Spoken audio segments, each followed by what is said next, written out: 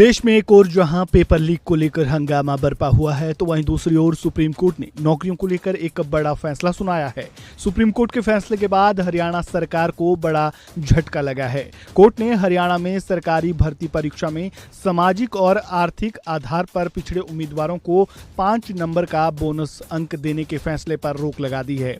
Supreme court ने हरियाणा सरकार को झटका देते हुए कहा कि हरियाणा सरकार का ये फैसला असंवैधानिक है।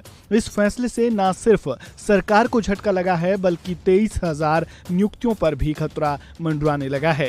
हरियाणा की मनोहर लाल खट्टर सरकार ने नौकरियों में सामाजिक और आर्थिक आधार पर पिछड़े उम्मीदवारों को 5 बोनस अंक देने का फैसला किया था, जिसे 5 मई 2022 से लागू किया गया था। सरकार के फैसले के मुताबिक अगर परिवार का कोई सदस्य सरकारी नौकरी में नहीं है और परिवार की आय सालाना 1.80 लाख रुपए से कम है, तो ऐसे परिवार के आवेदक को 5 अतिरिक्त अंक का फायदा मिलता था। सरकार ने आय निर्धारित करने के लिए परिवार पहचान पत्र को आधार बनाया था। हरियाणा सरकार ने कर्मचारी चयन आयोग के सेट में 1.80 लाख रुपए की सालाना आय वाले परिवारों को इस बोनस अंक का फायदा दिया था, लेकिन बाकी उम्मीदवारों ने इस मामले को अदालत में चुनौती दे डाली। पंजाब एवं हरियाणा हाईकोर्ट ने बोनस अंक देने के फैसले को खारिज कर दिया और कहा कि ये एक तरफ से आरक्षण देने जैसा है। जब आर्थिक तौर पर पिछड़े वर्ग को पहले ही आरक्षण का लाभ दिया जा रहा है, तो ऐसा फैसला सरकार ने क्यों किया है?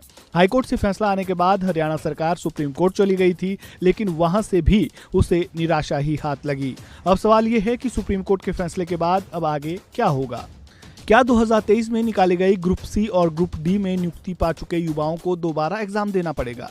अगर दोबारा एग्जाम होता है तो क्या सभी को देना पड़ेगा या सिर्फ बोनस अंक वालों को ही दोबारा से एग्जाम देना पड़ेगा?